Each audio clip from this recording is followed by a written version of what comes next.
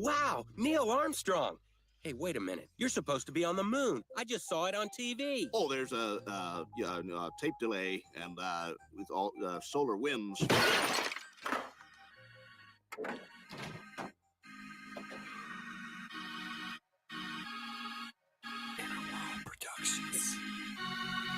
Nobody that I know of in my field uses the so-called scientific method.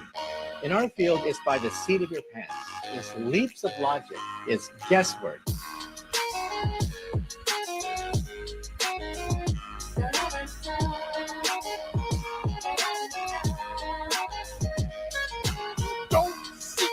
Don't see the curvature of the earth. That stuff is flat. GLOBEBUSTERS taking over. Bye-bye, moon man and rover. NASA so mediocre. Sorry, but your ball is dead. But your ball is GLOBEBUSTERs taking over.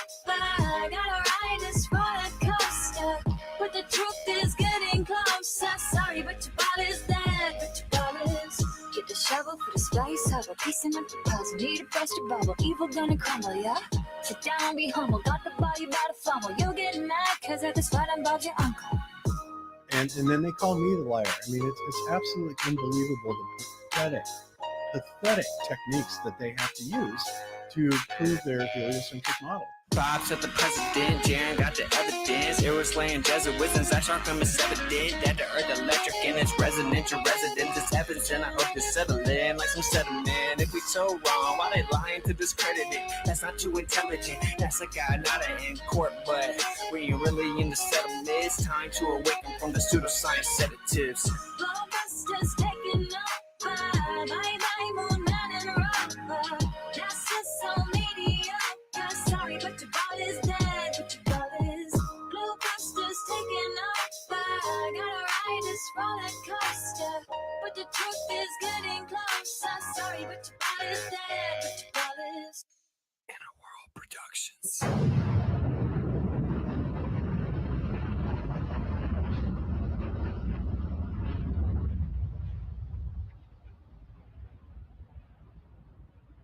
We accept the reality of the world with which we're presented. It's as simple as that. All right. Hello, everybody, and welcome to another edition of GLOBEBUSTERS Tech. I'm your host, Zach Good Times for All, and today we're going to ask the question, what about the tides? Now, the tides are a funny thing. It almost depends on where you go in the world and who you listen to on what is causing the tides. Even this is mainstream science we're talking about. This isn't someone on YouTube, or one of these places saying, hey, or some whacked out science teacher. You go to, lower learning, grade school and stuff like that, and they'll teach you one way. And then you get up to the upper and they'll teach you that it's something different. And then you go somewhere else in the world and they're like, oh no, it's got nothing to do with the moon. The sun controls the tides. So it's really amazing that there is no mainstream science. I mean, Bill Nye has his way. I'm sure Neil deGrasse Tyson. I mean, it's like there's so many of the mainstream science that kind of almost bumps head on this topic. It's wild. So yeah, we're going to get into a little bit of the tides and what we think might be causing the tides. But before we do that, we're going to say hello to the panel. We'll start off with Miss Karen B. Karen, how was your week? Good. I'm doing good. Happy to be here. Now, was there a scripture study this last Saturday? No. I didn't think so because I was looking around for it. Okay, yeah. Jack said no show, and I was like, oh, okay. So understandable. Yeah, it happens every now and then. Yeah. Yeah, I was just making sure because I didn't see it and it like never popped up. Usually if I don't catch it live, it'll pop up always on my feed, like on my, not even subscriptions, but my main feed because it knows I want to see them. So yeah, I was just making sure. Coffee Talk was awesome. It was a long one. Thank you. Wasn't it? Yeah, and I guess it didn't end properly. So I went in and I cut the long ending off, so it was actually only like a little over 3 hours. Yeah, it was a good one. I always enjoy coffee talk. Gets me ready to go for the week. Oh, thank you. All right, and next up we have Mr. Kyle Adams. Kyle, how was your week, sir? It's been really good. I've just been on fire this week. I've got my flaming sword ignited. And so, Yeah, I've noticed you've been really putting love out the like the memes type yeah, thing. it's been fun. Yeah. It's interesting how they are able to reach people in a way that all this other stuff just it doesn't have the same effect on people. It's cool. It's really cool. I've been like with some people who are really into the Bible. It really kind of gets them to look around. I never noticed that before, and then you can just kind of watch the eyes or the lights turn on, and then after that, you're kind of, okay, now I can introduce to the science, and now all of a sudden that whole wall is collapsed, and now they can look at all the observations and say, oh, wow, okay, these observations just totally match up exactly with what the Bible's talking about. It's amazing. Yeah, So- it's a very powerful book. My neighbor, not Jehovah's Witness, but very religious, goes to church every Sunday and always speaking about scripture and stuff like that. And I had mentioned she saw my flat earth shirt and she's like, do you believe that the earth isn't a globe? I was like, well, the Bible says it's, motionless, built on foundations, pillars. And then she just kept like, it does say that, doesn't it? Like she knew, but she never realized that it was okay to believe that part of the Bible, I mean, it's got to be so hard when you're brought up and your religion, your belief system is telling you one thing, and the book that you get your information from, and then you go to school and they tell you like the exact opposite. It was for me. It was just like, well, what do I choose here? Which is the correct path? Yeah. And people try to like mesh the two together in a way that just doesn't work and doesn't make sense. No, it never works. No. Yeah. The Bible talks about waters being above the sun. Okay, where is that on the globe model? And I was talking to my brother about it. He's like, oh, well, it's gas and nebulas and stars and stuff. I'm like, really? No, I don't think that's what the book meant. Yeah, it doesn't quite work that way. But it's been opening up a lot of conversations with a lot of people that I normally don't have conversations with about this kind of stuff. And that's the most exciting thing about it for me. And so normally I don't bring this kind of stuff up at church, but yeah, I'm like, you know what? I can bring this stuff up. Yeah. I mean, just stick to the book and it'll ring a bell with with people. Yeah. Because then they can turn to their book and see the exact same thing and be like, wow, okay. And it even says it in that book, let every man be a liar. Yeah. If it goes against what this book is telling you. Yeah. My biggest thing that I can't emphasize enough, though, is I don't claim that the Bible proves that the earth is flat. I claim that the flat earth itself proves that the Bible is true. That's the direction. One testifies of the other. Yeah. And I guess in this case, it's vice versa. They testify of each other. And so I'm not saying, oh, let's ignore all of science together. That's not at all what I'm saying. I'm saying, let's go out and prove all things.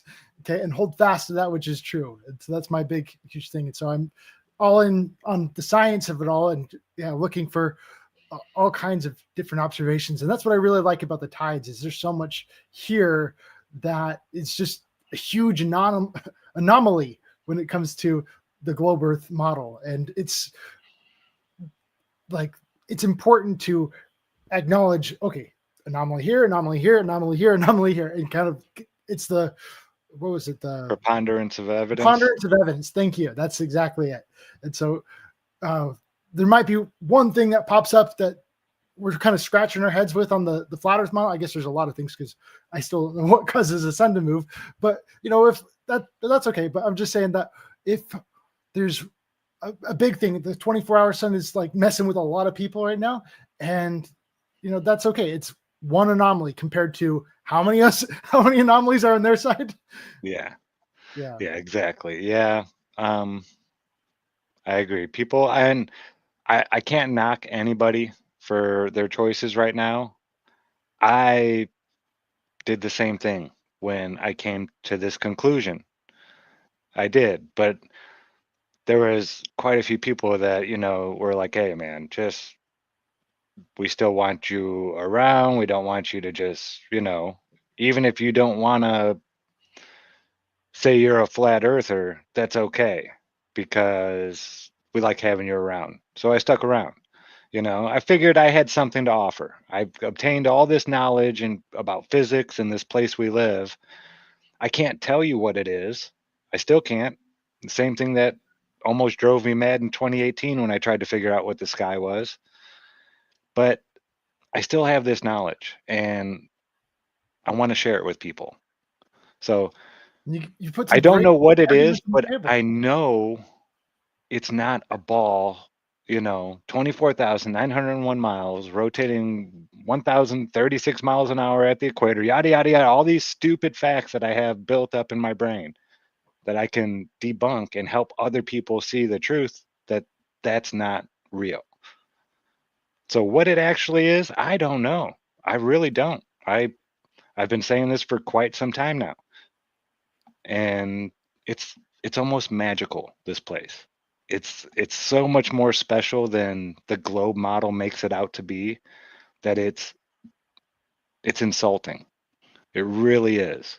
When you look at this place and examine it and see all the amazing things going on, more than 100 lifetimes to learn in this place. And I'm not sure yeah, if there's any end to learning about this place. no, I think I could be here 1,000 years and still be learning things about this place. It's magical, this place, to me at least. And I want to share that with other people. So that's my take on, Jaron and Mellowdome, Austin. I get it. I do. I totally understand. But you guys have a lot of information and knowledge that you can still share with people, So, I mean, it may take some time. They may come back around. They may not. We'll see. Just don't get focused on one thing. Don't let one thing be the big thing that kabooms everything else. And that's where I really gotta love this topic of tides and so many other topics that we can get into. That's something which it really makes me sad that Jaron wants to go leave and take a timeout. And I get the timeout and want to kind of wait until the drama dies down a while. But I would love to hear his comments on this kind of stuff, this topic that we're talking about right now. What are his thoughts on the tides? Yeah. I'm sure he'll be back around in the mix. We'll see. Yeah. But we do have one more panel member. We'd love to say hello to her, Miss Cammie Nodell. Cammie, how was your week, ma'am? It was a quiet week. Still working on my healing here and working on learning a lot in the background. And some of the things that are going on sadden me, and probably not for the reasons that everyone else is saddened. And that Jaron was a great globebuster. He's a good friend. And he is following what he sees as he can't get over in his mind. And people are allowed that. He cannot comprehend it in his mind. I've done a lot of work with optics and different things, and they are crazy. He has done some, and I think he has to swing back to him again where the arrow turns around the water and the little things, but the dynamics we're working with are all have these properties to them. You do have to honestly look at these and say that lined up the way they are meant to deceive and to wrap into a globe. That was something Bob and I talked about years ago. But you look at the preponderance of evidence, and we measured the ground, we've measured different things. There are so many different things. Religion, not, definitely in the mix, but on a physics level, so many of them. The tides is definitely fascinating. It is silly at every level on the globe level when you look at it and really bring it in there. You can, bust it so easy like you can in so many of the arguments. what this place is again truly mysterious. We have not had over 500 years of all the top people getting together with the best equipment, best things, and putting together the answers. I know on the globe they have been working like that, and they've had to create things like the Lorentz contraction, and again, the spinning around and nothing working. I mean, pretty much the stars, you can take one thing after another, and this really was built as a GLOBEBUSTERS channel that we busted the globe. I know Jaron, he is saying how it busts the flat earth, but again, that's if you don't take mysterious optics into consideration. Other things he's looking at are like a geocentric, which I looked at a geocentrics too. I spent a lot of time looking at that, and I couldn't do that without introducing like a Dyson sphere around it to come up with some of the things like an ionosphere, and that putting an outer shell around the globe, and that would like create the ionosphere and do it. That's introducing more to me than again looking through all the historical firmament and skies that when we look and we have magnetics and different things up there, the stuff is already there. So introducing like again a firmament that would have some properties, and that you have to, there's not an easy answer out of this. The globe makes very complicated ones. The fact that we don't just have a cut and dried simple on this one, it doesn't faze me. It's had my curiosity a long time, and I'll tell you, on me personally, the coffee cup caustic never worked for me personally. The personal dome and seeing it where it's circling around, most of the things that people have put out have never worked for me on the southern star rotation.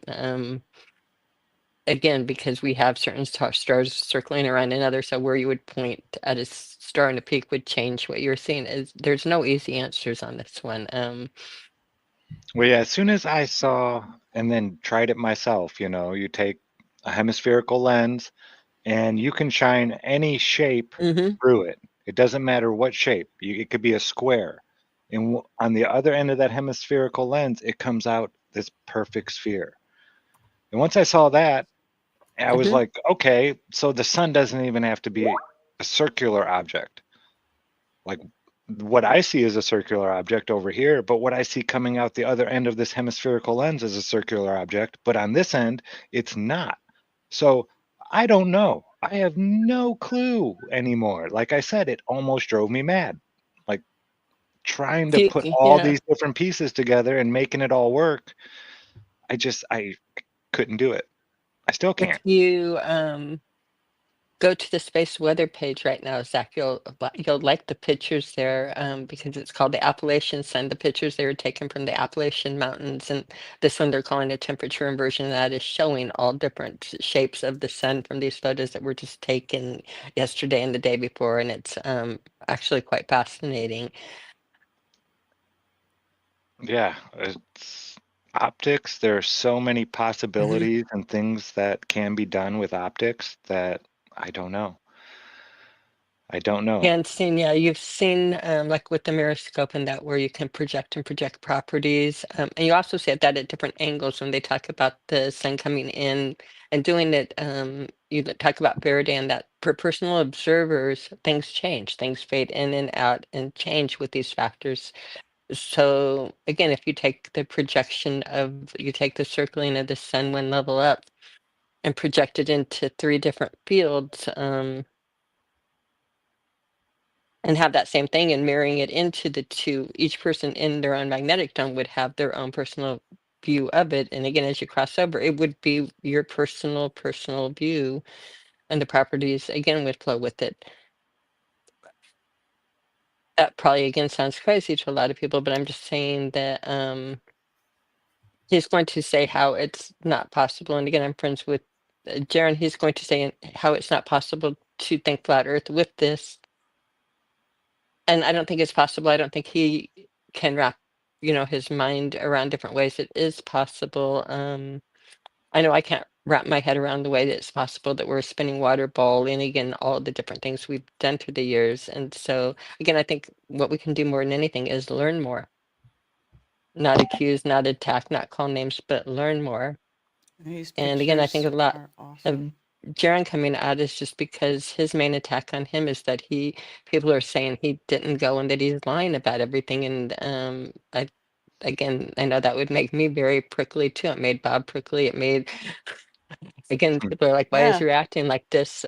Why wouldn't he react like this? He's done all this. He gave us truth. People are saying he's a liar and not saying, thank you for the information. How can this work? But he's being told flat out, oh, you're a shill, you're a liar. And Yeah, it's ridiculous. it's ridiculous. It's completely ridiculous. And it saddens me. But enough of that. Let's go with what about the tides? Because there's so much to break apart with this. And I don't So- know what I did here. Hold on, I This need to page get that you're looking we at, did not set up to do optics on the show tonight. We set up to do tides on the show tonight. Yeah. So So Zach, what you're looking at here is the 2 pages from the kids book on tides. So what I've got here for everyone else, I've got some pages from a kid's book, a high school textbook, and a college textbook, and they all talk about tides. And what Zach was looking at was the one from the kids book, and it was talking about tides as in you take a cup of water and you spin around. Everyone's seen the spinning a bucket around in the in the air and how the water doesn't all pour out. And so it's talking about how the water ends up sticking to the wall, and that same concept is what causes the tides on the globe Earth. Okay, as the Earth spins. Yeah, right here at the water- bottom. Yeah. yeah, The gravitational pull of the moon causes the ocean water to bulge on the side of the Earth facing the moon, which has Yeah. nothing to do with their centrifugal force that they're talking about. Yeah. Okay, the second bulge results partly from the spinning of the Earth. Spinning produces a centrifugal force that causes the revolving object to tend to fly away from the center around which it turns. Wouldn't it do that in all directions, though? Just saying. So there's 2 things that it's talking about: the moon and this centrifugal force of the Earth. Yeah. They don't really have a way to demonstrate the moon in this concept, though, in their demonstration. But yeah, it's kind of bonkers for me because this right here is like specifically talking about how the spin of the Earth is going to cause water to move, but Mhm. it's not going to cause a balloon to tilt. Not at all, right? Yeah, yeah. I can hold up a inflated balloon, and as long as there's no air, it's just going to go straight up. And if I put a drop of water on a plate and I spin around, then that water will go flying off. But if I just put it on a plate and just leave it there, then nothing happens. yes, the tidal force is amazing. Now, with your spinning factor that they're doing at this kindergarten level, isn't that what they also say in physics world is causing the bulge? And why Yes. we have a pear-shaped planet is that because we have this bulge of water below the equator, because of the spin is making it a little bit heavier there, and that's why we're pear-shaped. So pay attention to this, because I know that I even put a good video in there with Neil, our favorite scientist, Neil deGrasse. Tyson. Neil smokes too much deGrasse. Maybe Neil doesn't smoke enough deGrasse. But he's going to, like on his, he explains that don't really have tides going in and out. What it really is these bulges spinning around and where the moon is and causing it, and then opposite where the sun is too, and these bulges that we're actually going through as we spin. And us going through the bulges is what's causing. No, we can go to that video I put in there, Zach, and you will hear the man say this. I swear to God, I am not making it up. But he forgot that on the pear shape that those bulges were below the equator, and that our highest tides are up in Fundy Bay, and I mean they're all between Canada and That's a really good point. That's of a really Canada good going into the United Kingdom. In fact, what they really seem to be centered a lot around is, again, our little Greenland area that comes into play a lot, where we Yeah. have our aurora circle over and, again, magnetic circle over. Yeah. Um, It's what he's got the illustration here of your tides that you're talking about. And so Mhm. right here in this illustration that's coming right out of this high school textbook, yeah, the highest tides should be right around the equator. Yeah, But you're you'd think talking they'd be in about that bulge that we're flying through, because that bulge that we are going through, and by the way, they don't, in the gravity, that's meant to, because in the gravity, they don't know why the moon's gravity does it, but the sun's gravity doesn't do it. But some of the models do account for the sun gravity doing it. Why most of the tides they factor by the moon. Places like Tahiti, you look at Tahiti tides, they don't have anything to do with the moon there. They talk to the people in Tahiti. Theirs are based on the sun only, not the moon. Other places are based on the moon only. You have areas all around of non-tidal areas. Again, and you'd think if we're going through the bulging and that, you would think that these tides would be happening where we're going through the bulging. In fact, we see like a in and out breath going around like the northern pole area. Again, where your tides are highest up in that area, they do get smaller in the high Arctic, but it's interesting again, the area where we show our like circle of magnetics, not geopole, but our magnetic pole area, or that around in the top of Greenland, like around Thulias, if you were to do like where auroras and things circle around. Seems like our high tides are somewhat in that area and not where our bulge is. Also, the gravity and the tidal force and the way that the gravity of the moon is pulling on it, they have trouble with it making sense because, again, they sit there and say, well, if it pulls, if the moon is pulling on us, why is it pulling on the oceans? Why is it not pulling on the sands? Why is it not pulling on the seas, the Great Lakes, these things that have great bodies of water? Why aren't these tidal forces there? And what about these non-tidal areas? Why, if it's gravity, how does it pull so uneven? And so they did figure out the answer to that question. They figured out the answer. Of course, it doesn't work with all of the tides, but they did decide that the reason it pulled on the ocean is that you have to look at the ocean as one like big giant drop, one unit. Not that we like I said, if you where waters meet waters, you'll see where the oceans meet each other, they change colors, they change fluids, they change every dynamic about it. There's nothing like that. But if you do look at the earth as one, because this is how they'll take it through too, is you need to look at it as like one giant water ball. The oceans are that, land, just forget about it. But it's acting as that, and it's not taking the seas, the Great Lakes, everything else is and the sands are not doing it because they're not all working as one unit the way that the water is. So again, all the forces in that one droplet of water reacting, and so of course the sands wouldn't act like a unit. They're individual sands, they're not individual droplets of water. But no, they can't get past any of the reality. It doesn't work in their strong force, the tidal force. It doesn't work in any of the physics, none of them. And I'll be quiet on this and let y'all. And there's a whole world map that kind of shows the extremes. This one shows the extremes. It also shows the tidal nodes, and which are very interesting. Yeah. The tidal nodes are to see this map wrapped around as a Gleason map. Oh, I've made those. I can make one for you right now if you want. They're super easy. Oh, that'd be awesome. That'd be really awesome to see this on that. So the dark blue areas on this map are places that have like next to no tide at all. And the red places are places that have a really high tide. And so the thing with the globe is you'd think that at a certain latitude, it would be the same all the way across the thing. Mm-hmm. Like I've heard people make claims about, oh, well, the water's just shallow there. And the water's deeper and the depth of the water makes a difference. I'm like, why would the depth of the water make any difference? That doesn't make any sense. There's barely any tide at all down here. Why is that so much different than it is out in Canada, right?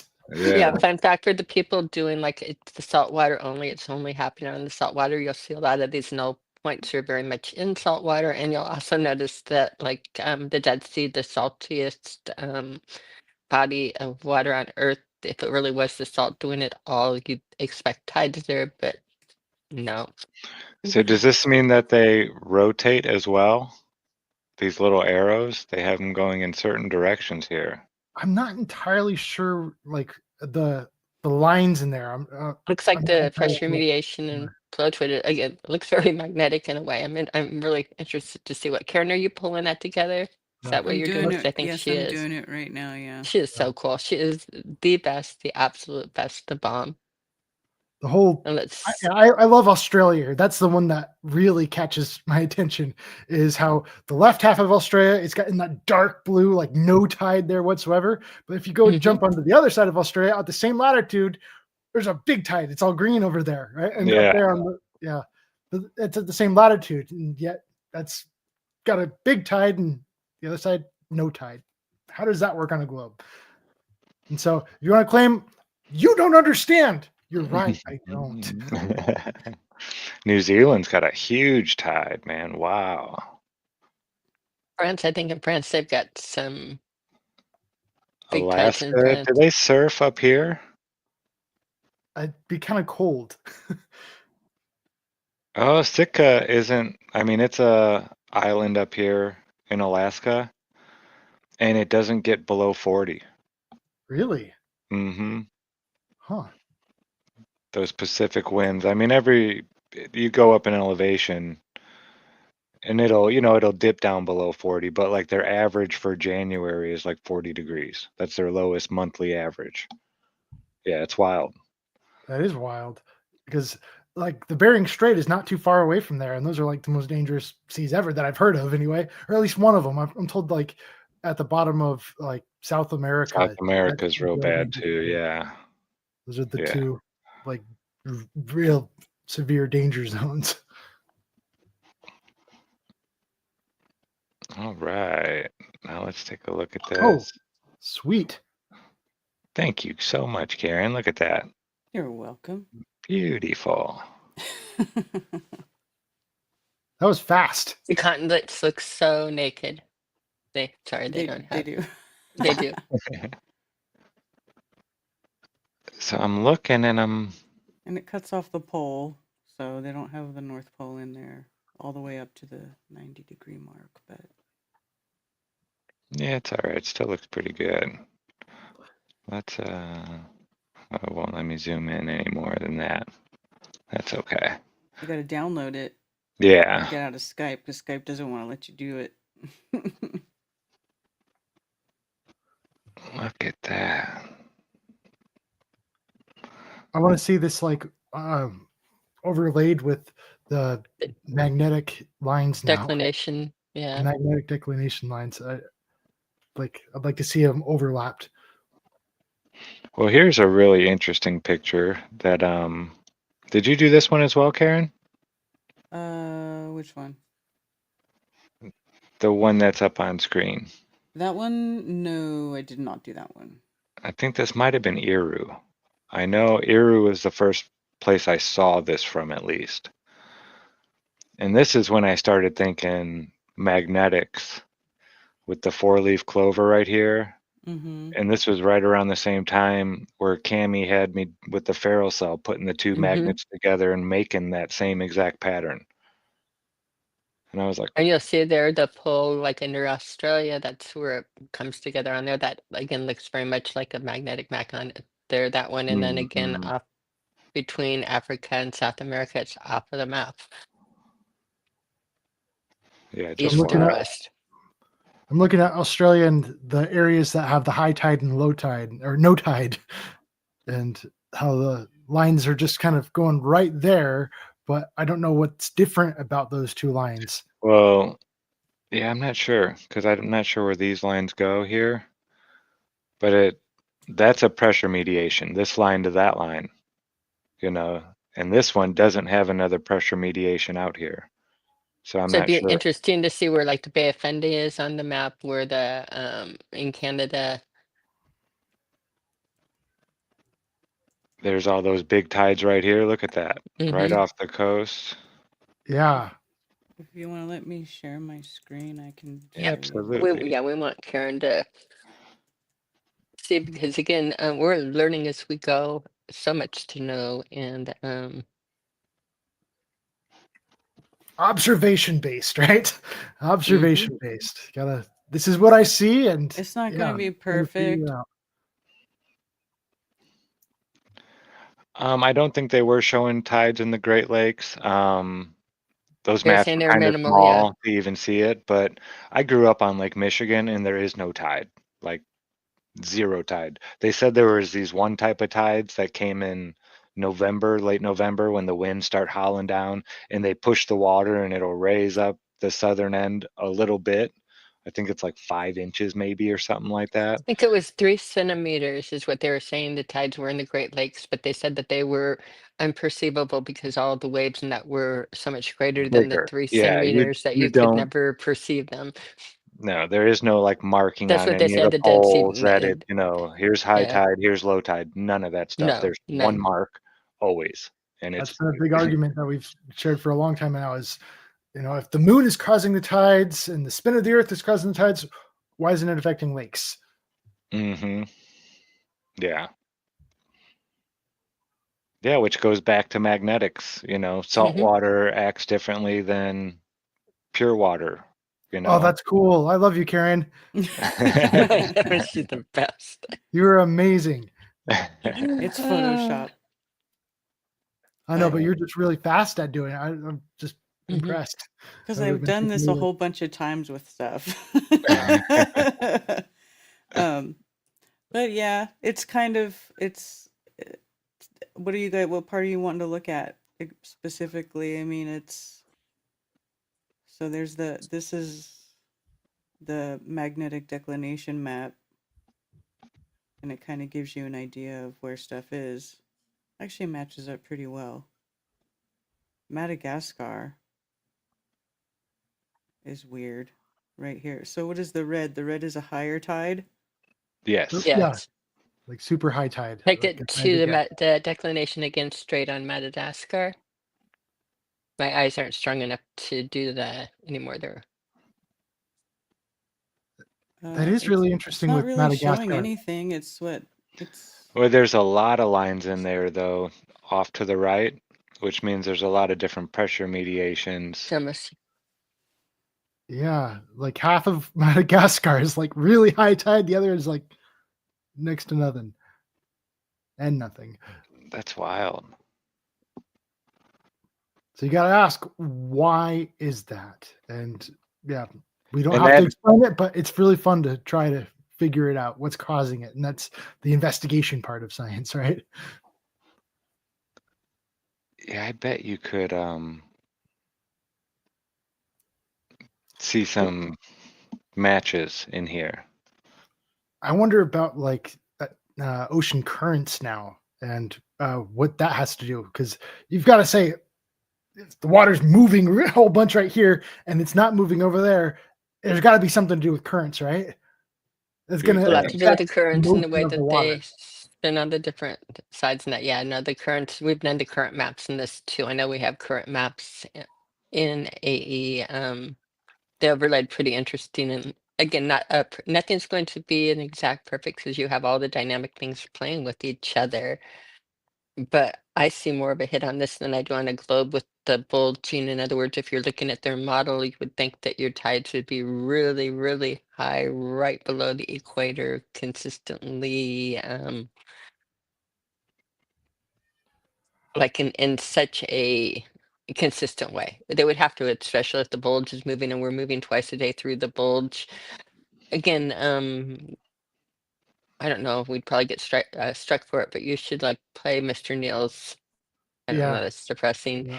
It was I dropped it in the show chat, but it was really, really, really bad. I wonder if this has anything to do with like the Ring of Fire. The Ring of Fire is like the string of volcanoes that goes around the continents. And because I keep looking at this spot between Madagascar and in Africa, and it's like the water's coming up in one place, and then on the other side, the island of Madagascar is blocking it, and so it's kind of causing this effect, kind of a thing. At least that's what it looks like to me. Like the water's coming up right here, and then Madagascar is just blocking it, and so there's nothing on the other side. So yeah, you could definitely, again, a lot of the some of the reasons are going to definitely have geographical influences on it, the shape of the land and that. But this supports the idea of tides being caused by underwater geysers. that are kind of the fountains of the deep, kind of bursting, kind of like Old Faithful. Old Faithful. I mean, who knows? Because look at all the caves and all of the stuff. Like, if I don't know if you ever watch any of those channels that have those people that go into the holes in the mountains and it like opens up into giant rooms and it can go on and on Huge and rooms. on. Like, you're talking like miles, and it's just these crazy, like, crystalline caverns. They find crazy crystals down in there. I Huge mean, underground rivers, all yeah, different. underground Yes. rivers. It's wild. Is And again, wild. rivers within oceans, where again, it's just where Mm-hmm. water meets water, and there are different consistencies of water, even completely measurable, different boundaries.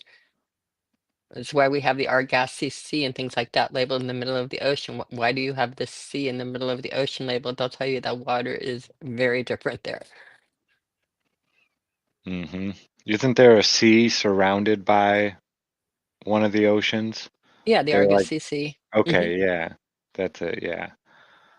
There's, I don't know, there could be others, but yeah, that one's really fascinating to look at. The ships have to go around it because again, you don't have the winds, you don't have the, and they will say the water consistently is different. The plant life is different. It's its own little, again, Is that surrounded by like sea, where but you have these? the, Is that what area is that in? Is that where it's like that's in the low? Atlantic. If you go in the Atlantic, it would be in the North Atlantic. Oh, okay. Well, There was another big explanation was about temperature fluctuations of the ocean, but I'm kind of thinking that one through here and thinking that, you know, if it was just temperature fluctuations, then I would expect a lot more consistency around the places that have the biggest temperature fluctuations, but I'm not seeing that consistency here. This is ocean. I was actually looking at that today. I still have the tab open. This is water temperature, and it pretty much follows the equatorial. Yeah, that'd be really consistent tides if it was entirely. So it's not temperature. See, I was wondering that too. So it's not really temperature based, I don't think. Especially because like there's higher tides up here, like in the Pacific Northwest, right? But that's colder. And And there's then you go higher to tides here, Madagascar, yeah, and they're which is huge. and it's high, Yeah. yeah. warm. So it's really got nothing. It's not got anything to do with that, which is really bizarre. Mm-hmm. Gosh, look at how big they make Greenland. You Yeah, can fit 'cause it's a 16 Mercator. Greenlands into Africa. Yeah, that's an important thing about history that people need to always remember, that with maps, is just how frequently maps have been used to push political agendas. And so don't freak out at us because we're pointing at the globe and saying it's pushing a political agenda. It's something that we've seen like for a long time. Wow, that Yeah, is Greenland is not only awesome size, sight. but it's the way that it looks like it's orientated always throws me because you expect it to be up and down on a map. And like again, when you look at it, it's more laying across the northern, again, the orientation of it. It is just beautiful looking. It looks like art, doesn't it? Mm-hmm. Almost like clouds in the sky. It's kind of crazy. Like there's this lower temperature stuff coming off right here. So maybe there's something going on underneath this part of the ocean under here that makes it come shoot out a little bit, just a touch Yeah, it looks cooler. like it's even swirling like Yeah. That would support the geyser theory. Because Wow. I'm thinking about that. Like if it's geysers, then there's going to be a temperature difference.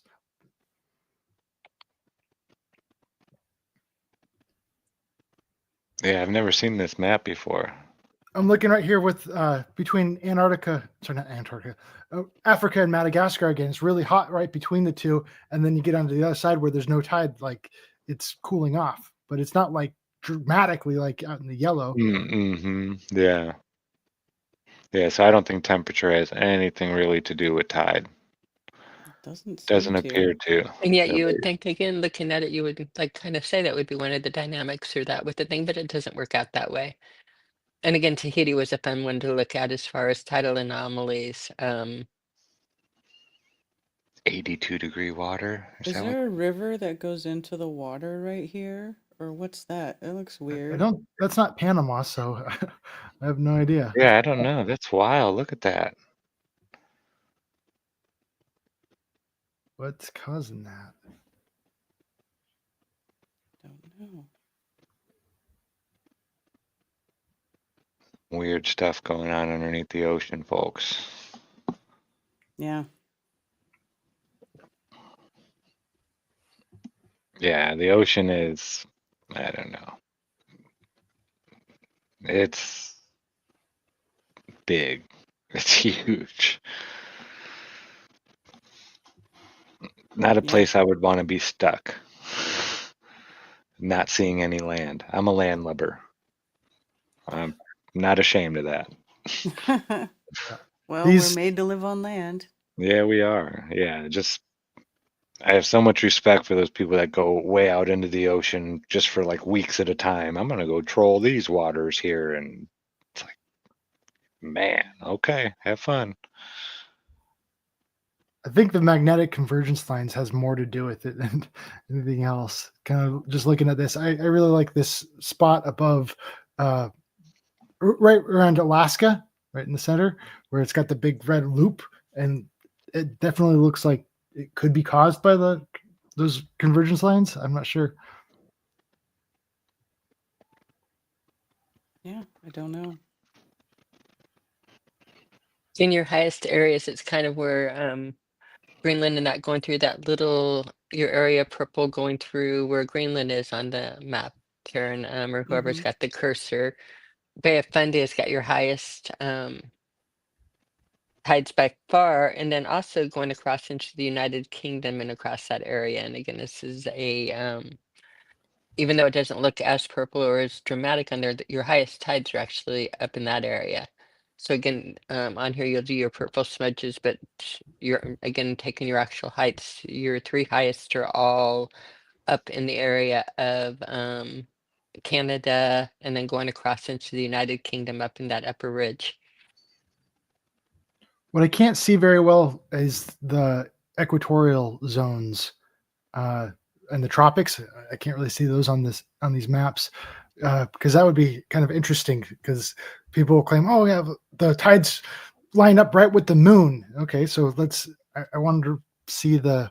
You can come on. You looked at the maps enough, Kyle. I think all of us can picture if you look over Yeah. under Africa, touch your thing under Africa, where again the equator would be, and follow it along. It would be under like where the thing is in that island, Sao Thomas or whatever, off of Africa, where the equator runs through. That's helpful. That's really helpful. Yeah, Seeing that line. right. Yeah. Yeah. And so you could kind of see just how big of a contrast that is just on one lunar cycle. Yeah, your tides don't seem to be following that at all. Your bulging is not, again, where your tides are not.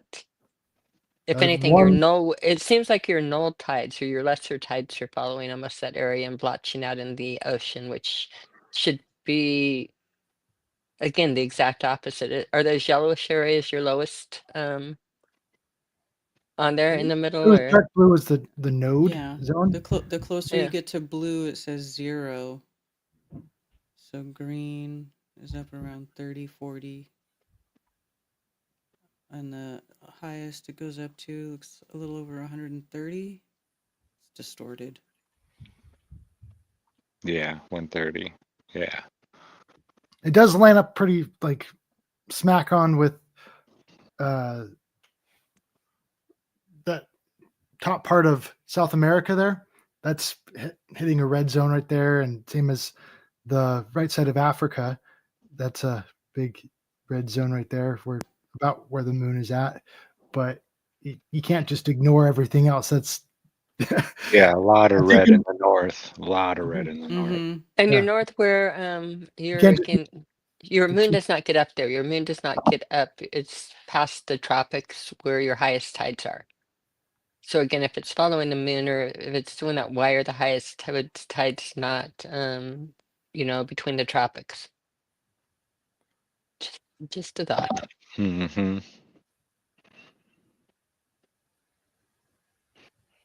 So yeah, now I've heard that it's the sun and the moon pulling. Isn't that what Neil deGrasse Tyson says?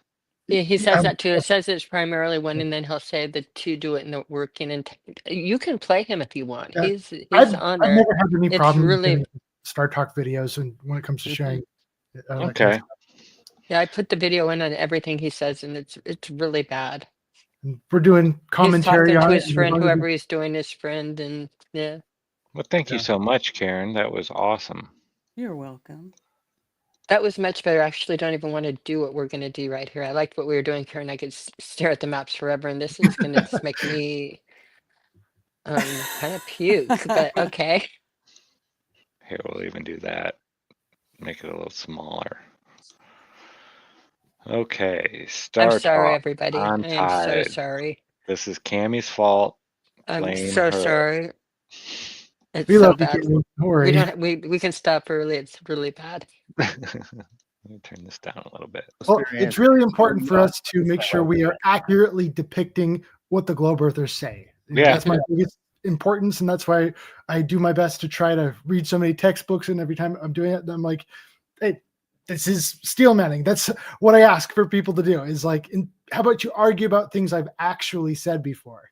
And Yes. that's So super important. yeah, instead of us telling you what Neil says and getting it wrong here or there, Right. we're just Because Neil gonna has all the answers. I guarantee you we don't have all the answers, but Neil does. Yeah, I'm always saying, don't argue about stuff I've never said before. Actually, just take me on about, give me a direct quote of something you've actually said. And too many times the Globers and just going to start picking their nose because they won't do it. Okay, here we go. Chuck Nice and Neil deGrasse Tyson. Especially when it comes to science, has the answer. Okay? So, No, I have an answer. Whether or not it's the answer, that's to be determined. please, you're ruining what I believe in. Okay? I want to dismantle your belief Yes, system. exactly. My whole world is crumbling. I need to believe in you, man. Just wait, it's going to crumble some more. Tides are widely misunderstood. I have to give it up to Neil though. He isn't saying that he knows for 100% sure and what I say goes there. That was kind of a humble statement to He me. has some moments. Yeah, you don't see him very often. He is kind of one of those peacocks, you know, the got to show off and show how smart I am by using these words. And even when I have no clue what I'm talking about, he's very good at that. But that was a humble statement. It's as Mark Sargent said, is like, he's given us so many bones. Like, he's done more favors for Flat Earth than I don't know about any other physicist. Yeah. Yeah. Say the next thing I say may be mind-blowing to you. Okay. Okay? The tide doesn't actually come in and out. What? What happens is there is a bulge of water, two of them on opposite sides of the Earth, caused by the sun and the moon, and Earth turns inside that bulge. Mm-hmm. So when we say the water rises and falls tidally, what's happening is we are rotating into the bulge and then out of the bulge. So the bulge is already It's there. already there. And all we kind of do is pass through the Pass bulge. through, and the water gets high and it gets low. So we're stuck with language from our own perspective rather than language of what's actually happening. It's simpler that way. That's not actually happening. It's simpler to say the sun. Yeah, it's what we were saying before is if that were the case, the tides should be equal all across the lines of latitude. Oh yeah, and things would be different. New moon to full moon, this and that. If he's saying the sun and moon are both pulling on it, then wouldn't it be huge tides on one side and no tide on the other, or super low tide on the other when there's a No, new and he's moon? also going to say that the phases don't affect it at all in the different things too. So no, he'll Okay, and remember where we'll that let bulge him should be. shoot Yeah. here. Yeah, but that was steel man. Remember should where be he said the equal. bulge was when he said that we're a pear shape. That's all I'm gonna say. Sun set rather than Earth rotated such that our angle of view on the stationary sun fell below our local horizon. Right. Yeah, sunset is far more poetic. Yeah, you go to Yeah. the sunset tables, Yeah. to look this up. Yeah, because you can't say to a girl, hey, how'd you like to go and watch the angular momentum of the earth cause the sun to disappear behind a horizon? Hello, where'd you go? Angular perspective, more likely. For the moment. Okay. Which There's many people think the moon is what causes it. No, the moon is 2/3 of the tides. Okay. Okay. The sun is another 2/3 of the tide. That was from Neil's mouth. So the moon is 2/3 of the tide, and the sun is 1/3 of the tide. I think. But remember, the tide is not going in or out. The tide is us spinning through the bulge, and the bulge is south of the equator is why we're pear-shaped. So okay, but it's the moon. It's the moon. It's the moon. Oh, wait, hold on. But we got to remember it's throughout the year, right? It's throughout the year. So we've got to think about the equatorial zone. So it might be we only have the equinox like twice a year, right? And then we've got the solstices, right? And so that means those tidal zones should be continually changing just along. Wow, that's a great point. That's true. True. And areas like Tide should Tahiti be and that should be different. feeling it. They're in the tropics. I mean, yeah. Wow, I've The never moon doesn't even affect thought of that. Tahiti's. By the way, the moon doesn't affect Tahiti's tides, only the sun. But that's a whole other. You just should be gotta love following- it. That's why solar is gonna have to account for some of them because some of our tides So he don't did seem to just care about the say moon. that, remember it was 2/3, but then he goes on to say, well, sometimes it's 3/4, 2/3 to 3/4. Now he's going to change it up here a little bit, give himself some wiggle room. But I still don't think that helps him at all. I mean, it's nonsensical. We've steel manned him though. Yep. I think the moon is what causes it. No, the moon is 2/3 of the tides. Okay. Okay. The sun is another. It's 2/3, 3/4. Depends on the distance. The sun has its own tides on the Earth. Oh, snap. Wait, in fact, They hit in Tahiti. the tides that the moon raises. Sorry. So they weren't wrong in Tahiti. No, because the sun has its own tides. tides. Oh In my Tahiti. goodness. In In Tahiti. Are the same no matter the phase. Okay. No matter Yeah. the phase of the moon, which Yes. there are some people believe that when you have a full moon, what you have is a higher tide because you have a fuller moon. You do have a higher tide, Oh, snap. but the tide that the moon raises on the Earth is basically the same no matter its phase. No matter its phase. What happens at full moon Uh-huh.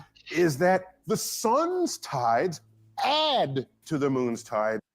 Oh my goodness. But remember, the moon's a tides are a lot monstrosity. bigger than the sun's tides. You guys are forgetting to say that the moon has more gravity pulling.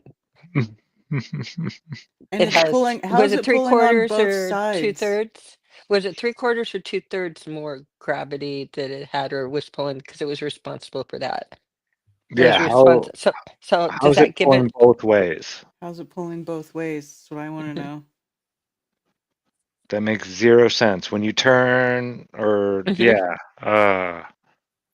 And uh, again, these aren't happening primarily in the tropics where they're between, again, the sun and the moon, but they're happening outside of the tropics, especially to the north, especially more towards the north than anywhere else.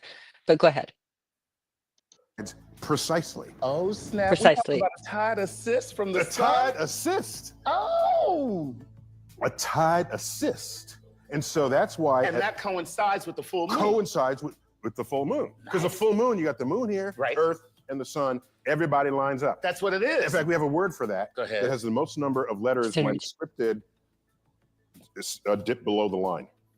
Okay. I know that's a weird record to hold. Right. The word is syzygy. So syzygy is when 3 or more objects come into alignment in, cosmically. Right. So you have the moon, the Earth. The moon will have the same tide it would at any time, but Right. now it lines up with the sun. Right. They add together, you get the highest tides at full moon and new moon. So now I ask you, Except for when do you Tahiti. get the lowest tide?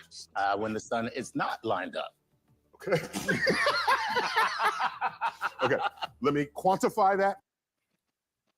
so doesn't matter. New moon, full moon. To Neil, it's the same. Yeah. Except for you get the Mhm. double whammy when it's the full moon and the sun because it's double humping. I know, but wouldn't it like You would think You'd that think when that it the all was sun new would hit hump it all moon, of once? the time, but it's a special. It's an assistant.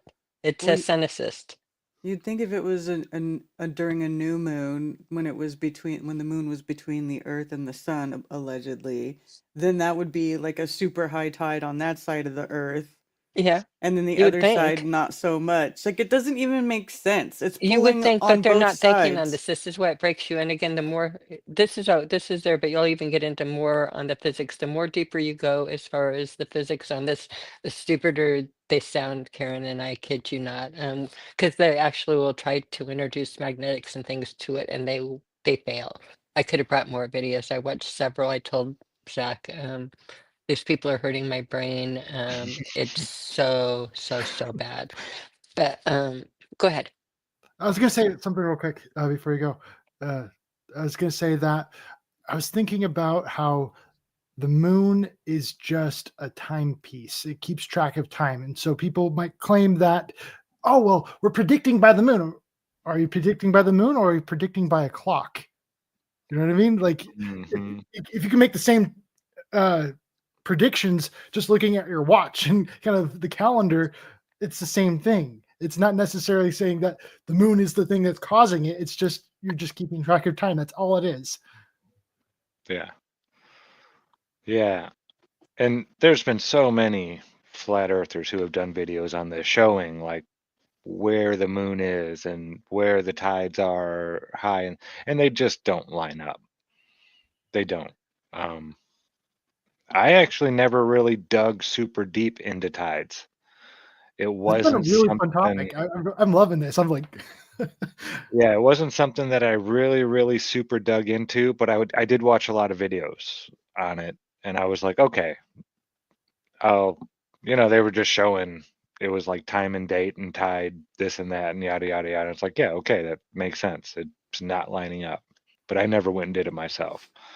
The only thing that I ever looked at that made that look like the tides could be associated with the moon is, and I don't know if this is the same for every place, but what the place that I was looking at, like the tide times, it wasn't like every 24 hours at the same time. It would lag an hour behind every day, just like the moon does. So Oh wow. that was the most compelling That is thing correct, Karen. In a that lot of I've ever places, seen. it does follow that. And that's why, again, most people say that, but it doesn't follow it everywhere like it would have to on the globe. Yeah, And again, isn't I'm some certainly places not have saying that 4 our tides rotations and that, a yeah. day? I didn't check everywhere. Like I said, I hmm only checked one place I was looking at time. So I'm like, well, that's interesting how it kind of lags behind an hour. And some do 4 tides a day, which just totally blew my mind. 4 tides a day. Yeah. hmm How does that work? Yeah, So, that doesn't make sense. yeah. How many moons are in the sky again? What? Again, Yeah. what's really getting this, we can keep going, but what got funny too with the different physicists is when they were trying to do why the gravity of the moon, and again, especially when they're pulling into the electromagnetics and things like that, why the gravity of the moon would do it and it'd be so much more so than the sun. Because again, we're looking at the moon based on the timing and the lagging and again, the rotation, but they're so into the gravity and the mass and again, why that, how they were getting at how it could be such a strong tidal, and it's called a strong tidal force, and how this strong tidal force is enough to affect these waters and yet does not pull on a grain of sand or again, other whole bunch of other bodies of water. And that, again, the way that they had to make everything one droplet of water to explain it, and that worked for them. That worked for them. Well, if we make it a one drop, and even then again, how does that one drop work for you? The more they went and the deeper they went into physics, the stupider this gets. But Neil is stupid enough, so I digress. Let him digress. Yeah, Pool Harbor. They say it's because it's close to a nodal point, but also a standing wave. Whatever that. What? Located in the English Channel, and it causes it 8 ebb and flows a day.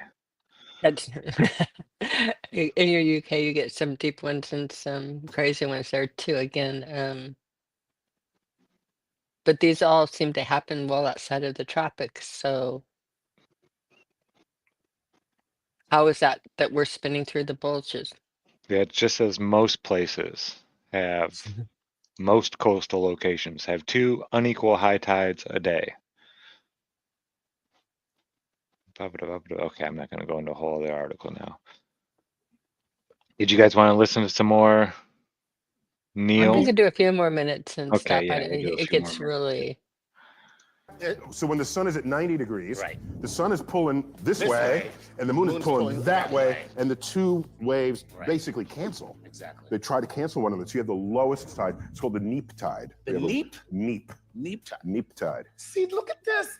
It's not the moon. It was the sun All the along. time. It was the sun all the time. I see, and you think because Now it's the sun all the time. Uh-huh. I feel the extra. Yeah. Now it's What, the moon's not 25%? 3/4. Yeah, I mean, Now it's the what moon the all the heck? time. Oh my goodness. Uh, Make up your mind.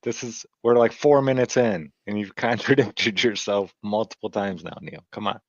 Bullshit. Oh, So just want to clear that up. okay. So haven't explained. Is that clear for y'all now? It take 2 minutes to explain that. Holy crap. Okay. That was just about the moon Good and the mud. sun and the fact that the bulge. So that's Right, what we right, have right. right So now. watch what happens. So Go watch what ahead, happens. go for it. So let's just look at Earth and the moon for the moment. Mhm. The side of the Earth that's closest to the moon feels a stronger gravitational pull of the moon than the side of the Earth that's farthest away away. from Okay. Right. The closer you are to the source of gravity, the stronger is that force. Right. Is that force? That's true for everything. Right. No so matter the what. moon is always exerting a gravitational pull on the Earth. On the Earth, yes. And But only the tides feel increasing the this gravitational tidal pull force. from one side to the other. Okay. Because of So shouldn't I be lighter when the moon is directly overhead? You'd think. Yeah, I think that, and you'd also think that it'd have a huge effect during the summer and winter. Remember how they claim that, and it's right in the textbooks, how the sun is closer to the Earth. Like I don't remember A the lot. exact number. It Not- was like not a little, 300 a lot. Earth sizes closer to the Earth in the middle of winter for us Mhm. than it is in the summer. So if I was like to buy and sell diamonds and stuff like that, I could just buy at full moon when I'm underneath the full moon and then sell At a neat when- tide. at a neap tide. Damn it. I think that's it. I think we should all like quit what we're doing. That's how gravity works, right? Mm-hmm. That's what he just said. Right. And again, keep in mind that with the tides, the moon is what has the gravity. The sun has 23% gravity, but maybe 66. But no, I'm sorry, 33, because that would give the moon 66, 2/3 of this. But again, most of this is coming from the moon. Yeah. And I just, whenever I see stuff like this and it's all about the gravity of the moon, I always think back to Brian Cox's whole claim. It's, Brian Cox, Albert Einstein, that whole claim that gravity is just the Earth rising upward. I'm like, that doesn't work on a globe model at all, first of all, because the Earth would be perpetually exploding. But then if that's the thing that's causing gravity, then that means it should have, the moon should absolutely have nothing to do with it whatsoever, right? Right. Yeah. Yeah, but you'll hear it from them and Dr. Perez and all these other, big, huge college elites that'll say, oh yeah, it's all just the Earth rising upward. What? And so much of that happened when I remember back in grade school when it came to all this science stuff. I ask questions, and eventually you see that the teacher doesn't want you to ask questions. They don't. And I feel like they a get mad at you nuisance. for Yeah, they get Yeah. mad, so I just stop asking questions, and I, pretend like I get it. And I Don't know distract the from the answer lesson. they want me to give. I know that, but it doesn't make sense in my brain. That's The not answer they learning. give you on this is stupid. The answer that you'd have to answer to get this all right in school is, again, it's a mind fuck. Mental and it's gymnastics. Yeah, it mental doesn't and that's work. meant to fuck with your mind. We don't have to really. I did notice it got past 8 o'clock, and we can drop the link in it and people can definitely watch more of it. You can also like search tides magnetic, search tides anything, search tides Tahiti. That was one of my favorite because I like Tahiti being the anomaly. I always like the anomaly and things. But I was thinking, again, they don't work well on a spinning. There's a lot of things to be curious about. And what about the tides? We need to learn more.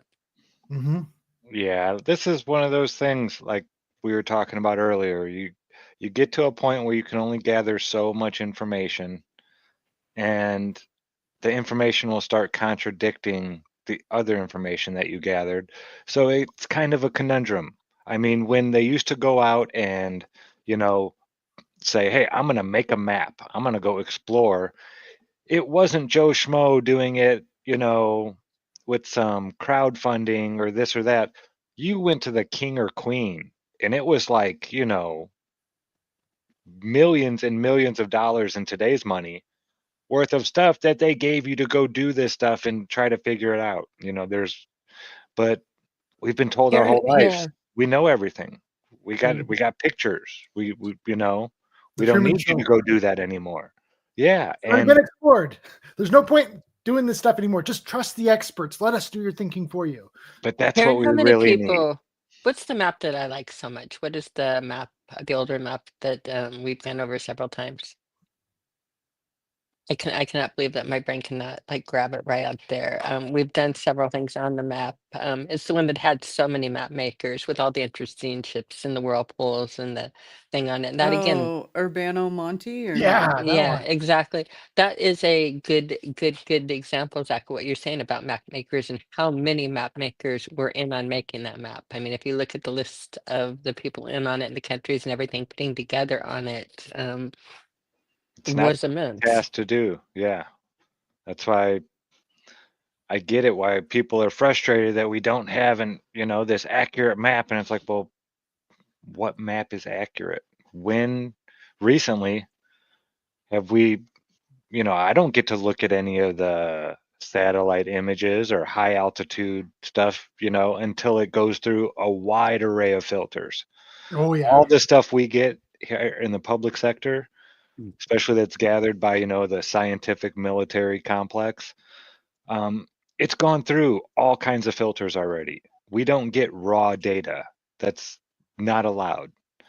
My favorite point to bring up on that topic is just look at China. It is illegal to independently make a map in China. You have to get like all these government permits because that is a matter of national security. Security. And so all of our and like Google admits it, and that they have to like alter it and skew it and warp it in order to, and then they do all that intentionally, and then they give it to you. Well, they tell us that in general, say, well, we do have, or they do have a model, it's the globe, and it matches up with the sky and that. But again, the globe they have is a WGS84, it's a data set. And why is that so classified? Why is the data set that goes into it? Why is that a highly, again, if it's so simple, latitude, longitude lines, and what makes our GPS work and everything, why is it classified? Yeah, it should be Why? open source. It should It be should be open open source. It record. should be Yeah, everybody should be able to grab onto it. And Yeah, yet they that use that to was build worth saying every again. weather system, everything against, you know, they use the GS84 to build every system onto to do the globe and to populate all of the data onto. But again, why is the base code? Why is this all classified? Why The base it code should just seem for together. It should, if it's a globe, it's a globe, and it should do that. If they didn't have to alter the data to stitch together for it, why would and wasn't they? that in the Himawari metadata? Like I don't know. the WGS thing was The already. WGS. so you're saying that the WGS base WGS is the data set they use to run the GPS and the okay. ground Yeah, positioning and systems and that was everything, and yet you built can't. into the Himawari images hmm that were given to us from a million Right. In other words, miles away. whenever they give us any data set or anything they're doing, like a weather map or again your blue marble They or any use this type of things, data set. Yeah, they use this data set and they plug the information over the overlay and they populate it with the overlay and everything. But again, if it's not open they source. say, like again, they say they have this map, it's da da da da da, but why is it so classified in such a top secret? Don't look at the man behind the curtain, and they're Don't doing look at everything they it. can Don't to look hide the at man don't look behind the at curtain. the Yeah. I can show you ways that you can stitch together the skies the way we see them. We have all you have to do is look at the way they plot the skies. On Aska AASCA, where they actually go in and they plot the skies, and you'll see that they plot it as northern hemisphere, and they'll break this, south into this, and again on the mirroring. But they show how they from the ground look up, plot the skies, and then they show exactly how they wrap it around a ball. Well, folks, Just that's fun gonna stuff. do it. I Loved it. have Good show. kitty duty. I have to go Yes, you attend do. to. The cats next door got fixed, and I have to give Lily antibiotics tonight. They're done with their Doctor's pain out. meds. That was all done this morning. Yeah, Luke does not like. I don't like it when animals don't like me. I love animals. Everybody's pets. I love them. I just love animals. And I don't like it when I come in and every time I do, he goes and runs and hides. I don't want him to be scared of me. So I'm going to go hang out with him for probably like 10 minutes. That's good. And, do all that stuff. And yeah. I found a lot of success by actually verbally saying hello, friend, and that really Oh, yeah. helped. Oh, I talk to animals more than I do people. It's I do that with all my guinea weird like pigs. that. Yeah, whenever I see them, hello, friends, and they end up coming out a lot more, and they recognize me as a friend. And, I don't know, I just always acknowledge them, and yeah, they're always happy about that. Well, all right, everybody. We're going to go around, and Karen, what you got coming up this week? Well, I'm thinking maybe we'll do a scripture study Saturday, and of course, coffee talk on Monday. And I'm also working on a project that I've been editing, and hopefully I will have that finished soon that I'll be uploading. It's editing. Yes, it's an edit. I know it is. It's taken me a while, but it's one I've been wanting to do. Awesome. Can't wait. All right. And Kyle, what you got coming up, man? I'm putting together a big video about the top Facebook pages out there with the flat earth content, because there's a lot of different people on Facebook who make videos, and they just produce a lot of flat earth content. And the cool thing about Facebook is you can actually type in and search flat earth, and like in the video section, when you do like a video search on flat earth, and I was looking at my search bar, and majority of it is pro flat earth videos. I was like, wow, this is totally different from YouTube. You type in flat earth on YouTube and it's like nothing but anti-flat earth pieces. Yeah.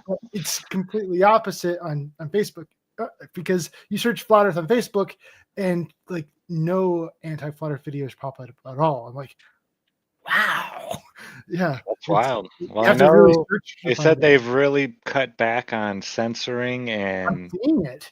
Yeah. And so this is kind of a really big deal for me. So, going back, and I'm doing a report on the channels that I found last year on Facebook, and I'm updating it to this year and showing how much growth has happened in a single year. So I think those numbers are invaluable. Like, it's part of history, and it's really important to preserve our history. I can't emphasize. And it's important for people to see, because a lot of people, they don't want to admit something until they see other people doing it. And they're like, oh, okay, well, so-and-so said it was okay. So-and-so says it. So, okay, now I can say it too. There's just a lot of people out there like that. So, yeah, that's awesome, man.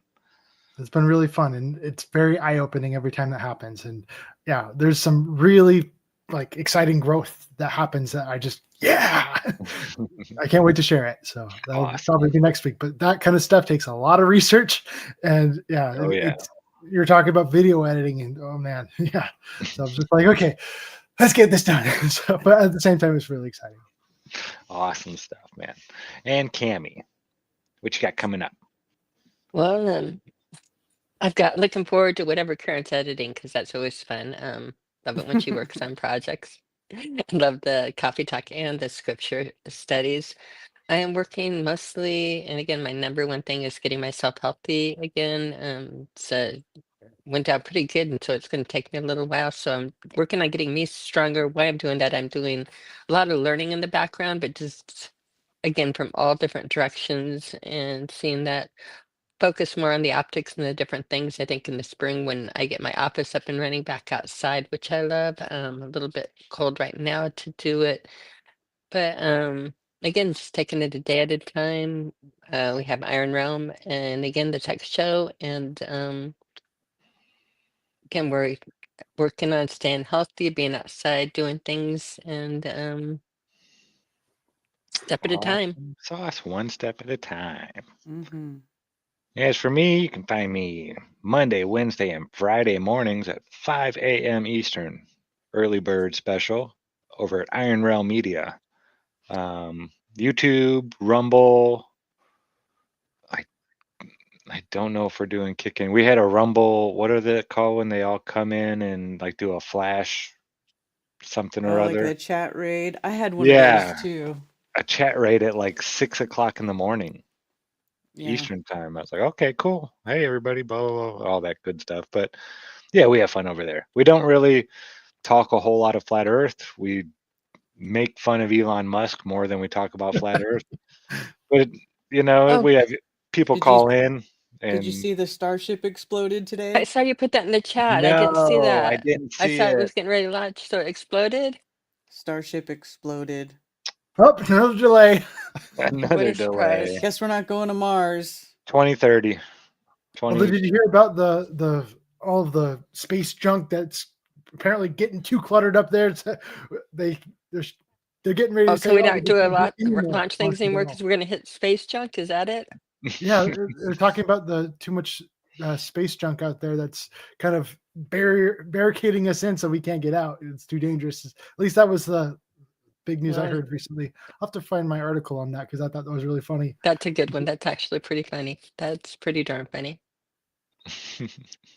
That's going to be their big excuse for not going back to the moon is too much space junk.